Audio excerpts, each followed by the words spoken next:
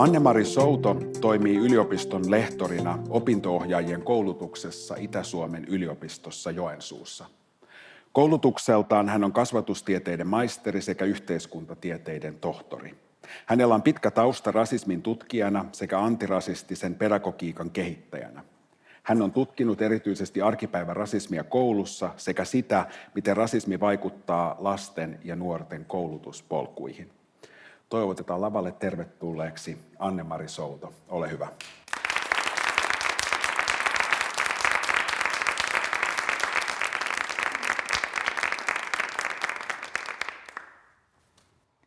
Haluan aluksi lukea teille sitaatin Leila Fsadin Valkoista ylivaltaa käsittelevästä kirjasta.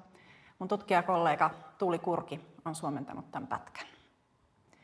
Ihmiset, joilla on valkoista etuoikeutta, eivät usein halua katsoa etuoikeutta silmiin, sillä se aiheuttaa epämukavuutta, häpeää ja turhautumista. Mutta se, ettei katso, ei tarkoita, etteikö sitä olisi olemassa. Ja itse asiassa päätös olla katsomatta on valkoista etuoikeutta. Rodullistetuilla ihmisillä, jotka elävät valkoisen ylivallan keskellä, ei usein ole tätä etuoikeutta. Sinulla, jolla on valkoista etuoikeutta, sanottiinko sinulle koskaan lapsena, että valkoisuutesi voi toimia sinua vastaan? Että sinun on tehtävä enemmän töitä kompensoidaksesi rodullistettua erilaisuuttasi? Vai oliko ihosi väri jotain sellaista, josta ei edes keskusteltu, koska sillä ei ollut mitään tekemistä sen kanssa, mitä pystyt saavuttamaan tai miten maailma sinua kohtelee? Tämä on valkoisen etuoikeuden ydin. Tässä Saadin tekstinpätkässä mun mielestä kiteytyy tosi hyvin se, mistä valkoisessa etuoikeudessa on kyse. Meidän yhteiskunta avautuu hyvin erilaisista asemista katsottuna. Ja valkoisuudessa on kyse yhteiskunnallisesta asemasta, johon kuuluu sellaista historiallista, ansaitsematonta etuoikeutta ja valtaa. Ja esimerkiksi mun kohdalla se on tarkoittanut sitä, että en ole koskaan tarvinnut ihonvärini takia pelätä sitä, että miten muhun suhtaudutaan, kun mä tuun uuteen tilaan, onko mä ainoa siellä, tai kun mä menen johonkin uuteen luokkaan, saanko mä kavereita, tai miten muhun suhtaudutaan, kun mä haen töitä. Eikä mun vanhempi ole koskaan tarvinnut pelätä mun puolesta, miten maailma kohtelee mun ihonvärin takia. Tavallaan voisi sanoa, että värillä ei ole ollut väliä mun elämässä, mutta itse asiassa sillä on ollut ja paljonkin. Se on avannut mulle paljon ovia ja mahdollisuuksia. Ja kun me puhutaan ja käsitellään rasismia ja antirasismia, me on hirveän tärkeää ymmärtää sitä, että mistä rasismissa on kyse, miten se ilmenee, minkälaiset seuraukset sillä on eri yksilöiden elämässä. Mutta yhtä tärkeää meidän on pysähtyä pohtimaan myös sitä, että mikä sitä ylläpitää, mikä on siellä vallan keskipisteessä. Ja silloin meidän on käännettävä meidän katse valkoisuuteen. Valkoisuus on se normi ja ideaali, jota vasten rasismia tuottavia rodullistettuja erotteluja tehdään. Ja jos me ajatellaan vaikka käsitystä suomalaisuudesta, niin hyvin usein siihen liittyy juuri valkoisuus. Ja ne ihmiset, jotka tulee rodullistetuiksi ei-valkoisiksi, niin heidän tunne suomalaisuudesta tulee usein juuri kyseenalaistetuksi. Mä oon viime aikoina saanut haastatella yliopisto-opiskelijoita, jotka kuuluvat rodullistettuihin vähemmistöihin, eri yliopistoissa, suomenkielisissä tutkinto-ohjelmissa. Ja valitettavan yleisiä on ne kokemukset siitä, kun he ovat menneet uudelle kurssille, kiva uusi juttu alkaa. Ja sitten luennoitsija tai opiskelukaverit tulee sanomaan, että sorry, why are you here? Tämä on suomeksi tämä kurssi. Heitä toistuvasti luullaan kansainvälisiksi vaihtariopiskelijoiksi. Mutta mä haluan myös korostaa, että valkoisuudessa ei ole kyse sinällään vaan ihonväristä, vaan niistä merkityksistä, joita me ruumiille ja fyysisille ominaisuuksille, ihonvärille, hiuksille, tietynvärisille silmille annetaan. Ja miten me arvotetaan ja käytetään näitä erontekoja hierarkisoinnin välineenä. Valkoisuudessa on kyse myös yhteiskunnallisesta valtarakenteesta. Se tarjoaa etuja niille, jotka voi tulla valkoisiksi tunnistetuiksi. Valkoihoisia yliopisto-opiskelijoita, heitä ei epäillä, miksi te olette täällä luennolla. Mutta se, mikä tästä tekee kauhean haastavaa, niin tämä valkoisuus ja valkoinen normatiivisuus, se on niin vahvasti läsnä meidän yhteiskunnassa ja meidän kulttuurissa. Se on jotain niin itsestäänselvää ja tavallista, että me ei kiinnitä siihen huomiota ennen kuin suomen kielen ja kirjallisuuden opiskelun tunnilla onkin ruskea ihonen. Se herättää. Ja tämä koskee meitä kaikkia. sekä vähemmistöön että valtaväestöön kuuluvia. Mä otan taas esimerkin sieltä mun uudesta aineistosta. Mä haastattelin yhtä ruskeaihoista opettaja-opiskelijaa, ja hän oli ollut tekemässä opetusharjoitteluaan alakoulussa. Ja yhden oppitunnin päätteeksi semmoinen ekaluokkalainen ruskea tyttö oli tullut sen open luokse ja sanonut, että Ope, mä en tiennyt, että Suomessa voi meidän näköiset toimii opettajina. Ja tämä esimerkki kuvastaa sitä, että miten tällainen valkoisuusnormi, se rajaa osan meidän lapsista, niitä unelmia, mitä minun kaltainen ihminen voi Suomessa tehdä. Mutta se, että miten me tunnistetaan tätä valkoisuusnormia ja sen merkitystä meidän yhteiskunnassa, niin se totta kai on sidoksissa siihen, että miten me itse ollaan jouduttu kohtaamaan sitä, tai meidän läheiset ihmiset on joutuneet kohtaamaan sitä. Miten meidän perheessä, kaveripiirissä, meidän sosiaalisissa verkostoissa, miten niissä on käsitelty rasismia yhteiskunnallisena ilmiönä, miten siitä on haettu tietoa ja ymmärrystä. Ja vaikka tämä on tällainen ilmiö, johon me kaikki ollaan kasvettu, ketkä eletään Suomessa ja suomalaisen kulttuurin vaikutuspiirissä, niin mun puheenvuoro on nyt suunnattu kaltaiselleni, jotka tulee tunnustetuksi valkoiseksi tässä yhteiskunnassa.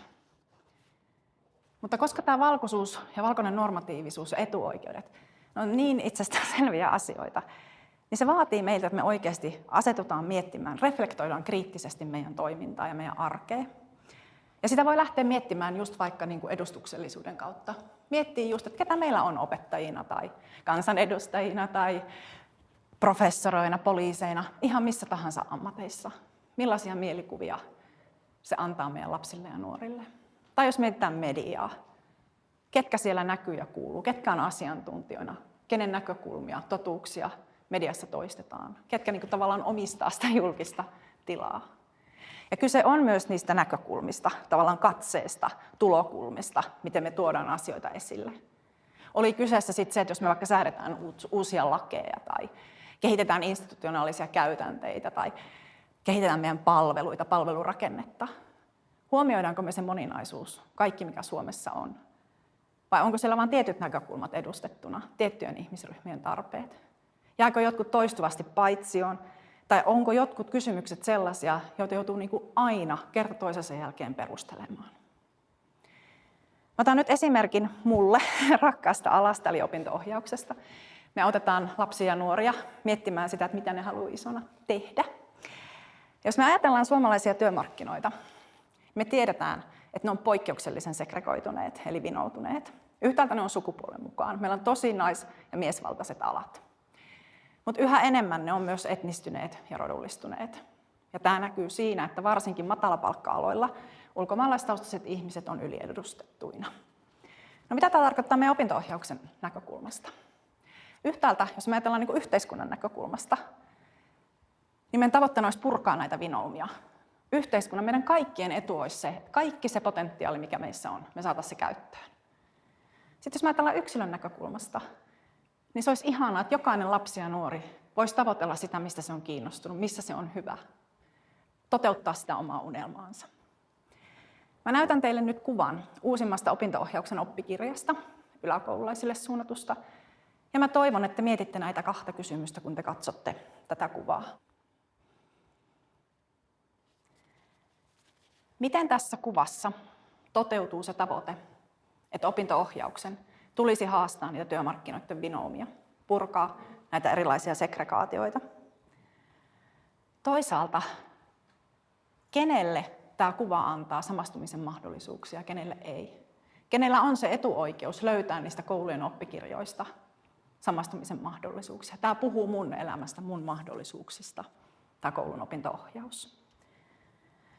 Mun mielestä tämä kuva ja tämä tapa esitellä ammattialoja niin epäonnistuu näissä molemmissa tavoitteissa. Sen voi tehdä vaikka näin. Purkutalkoot-hanke on tuottanut opinto-ohjauksen tueksi erilaista materiaalia, millä me voitaisiin haastaa näitä meidän työmarkkinoiden vinoumia. Ja käydä vähän niin kuin nuorten kanssa keskustelua siitä, että millaisia valintoja meillä niin kuin oletetaan tietynlaisten ihmisten tekevän. Ja vähän niin kuin tsempata ja kannustaa nuoria tekemään niitä oman näköisiä valintojaan. Mutta ehkä myös sitä, että mitä se vaatii, jos sä teetkin vähän niin sanotun poikkeavan valinnan. Mutta se on kyse siitä opettajasta ja opinto-ohjaajasta, hänen vallankäytöstään. Miten hän sen tekee? kenelle se antaa niistä samastumisen mahdollisuuksia ja kenelle ei. Se on valinnan paikka. Mutta tähän liittyy se haaste, että jos sä et ole ikinä elämässäsi joutunut miettimään, miten värillä on väliä suomalaisessa yhteiskunnassa, niin sä et välttämättä osaa älytä huomioida sitä, tai että miten minä olen tässä kaikessa osallisena. Toisaalta tämä liittyy myös siihen, että miten me ymmärretään, mitä rasismilla tarkoitetaan. Onko rasismissa kyse vain jostain äärimmäistä väkivallasta tai törkeistä solvauksista? Tai jos me puhutaan valkoisuudesta puhutaan Suomessa vielä yllättävän vähän. Mutta onko se valkoisuus, niin onko se jotain valkoisen vallan kannattia tai jotain äärioikeistolaista ideologiaa? Toki se on myös sitä. Mutta jos me ajatellaan, että rasismi on paljon laajempaakin, se on sellainen yhteiskunnallinen sorron ja toisauttamisen väline, jota me tuotetaan yhteiskunnan rakenteiden, institutionaalisten käytänteiden ja arkipäiväisten kohtaamisten tasolla. Mutta jos et tottunut ajattelemaan rasismia tämmöisenä moniulotteisena ilmiönä, joka koskettaa meitä kaikkia meidän toimintaa, niin sitten mun tulkinta siitä, että toi kuva uusintaa mun mielestä rasismia, niin se voi tuntua oppikirjan tekijän mielestä tai opettajan mielestä niin aikamoiselta loukkaukselta, syyllistämiseltä, että ei me on tarkoitettu vain hyvää. Että ei me niin kuin millään tavalla haluta tollaisia asioita edesauttaa. Se voi tuntua aika vaivaannuttavalta, ylireagointia. Ja tämän tyyppiset tuntemukset on aika yleisiä valkoisten keskuudessa, kun heitä asetetaan miettimään tätä etuoikeutettua asemaa. Tutkimuskirjallisuudessa ja antirasistisissa keskusteluissa näistä puhutaan sellaisena valkoisena haurautena tai herkkähipiäisyytenä, vaikeutena niin kuin kohdata ja käsitellä tätä. Ja se, että me haastetaan valkoisia miettimään niitä etuoikeuksiaan, niin se ei tarkoita sitä, että eikö heilläkin olisi yhteiskunnassa haasteita ja ongelmia ja vastoinkäymisiä. Valitettavasti on, mutta ne ei johdu rasismista ja väristä. Ihon väri on heille jotain sellaista, joka avaa niitä ovia. Mutta meillä on mahdollisuus valita, mietinkö mä sitä, miten värillä on väliä vai ei. Ne, jotka tulee rodullistetuiksi tässä yhteiskunnassa, niin heillä ei ole tätä valinnan mahdollisuutta. No kuinka sitten tätä valkoista etuoikeutta voi lähteä purkamaan? Haluaisin nostaa 2 asiaa. Ensinnäkin se, että se herättää niitä epämiellyttäviä tunteita, epämukavuutta. Se, että mullakin on sellainen ansaitsematon etuoikeus tässä elämässä, se ei ole kivaa. Mutta tietyllä tavalla siihen tunteeseen ei pidä jäädä, vaan mä näen, että meidän tehtävänä on kääntää se meidän muutoksen voimaksi. Ja sitten ne hetket, kun sulla avaa silmät tai joku huomauttaa sulle tai sä tajuut, tulee se epämukavuuden tunne, niin se on itse asiassa viesti siitä, että nyt me ollaan jonkun olennaisen äärellä. Nyt meillä on mahdollisuus valita, miten me tästä mennään eteenpäin. Mä kerron teille yhden esimerkin omasta työtaustastani. Mä opetan meillä opettajan koulutuksessa antirasistista pedagogiikkaa. Kerran vuodessa pidän semmoisen ison massaluennon. Ja aikana ennen koronaa mulla oli tulossa tämä luento.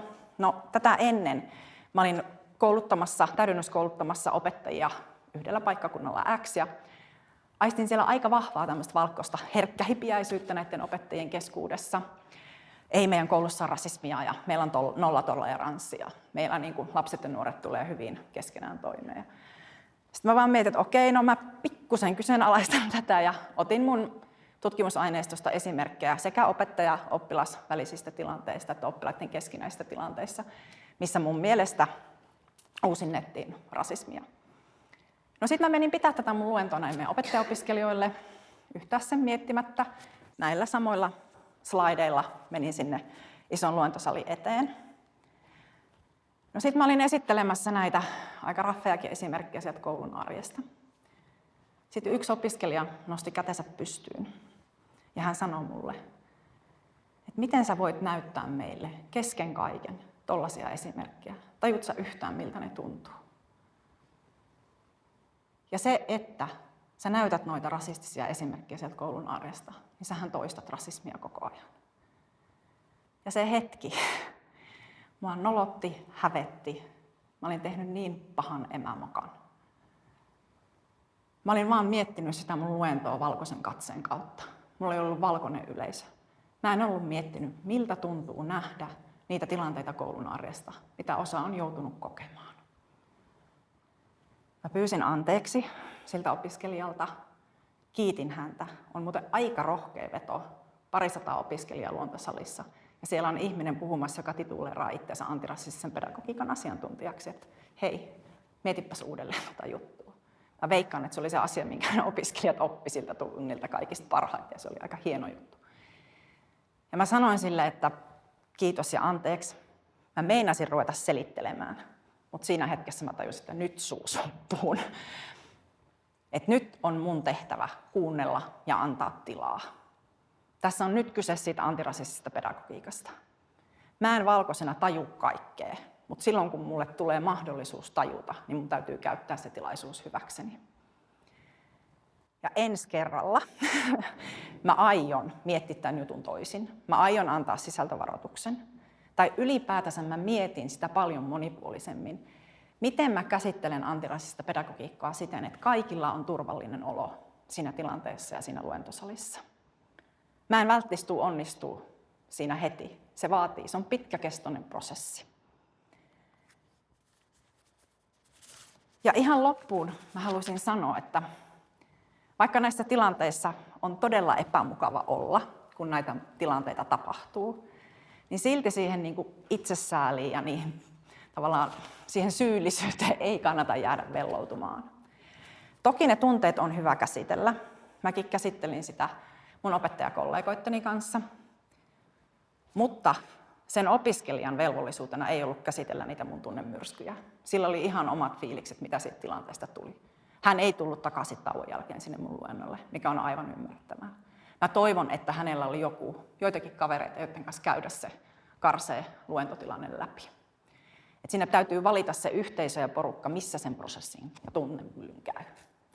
Mutta silti se tunteiden kanssa työskentely, vaikka se on tärkeää, niin se ei ole se päämäärä. Vaan päämäärä on se, että me kehitetään meidän toimintaa jatkossa paremmaksi. Millaista on parempi antirasistinen pedagogiikka. Ja tähän loppuun mä haluan meille kaikille sanoa, että ollaan rohkeita. Meillä on mahdollisuus ottaa vastuuta tulevaisuudesta, mahdollisuus toimia jatkossa toisin. Kiitos.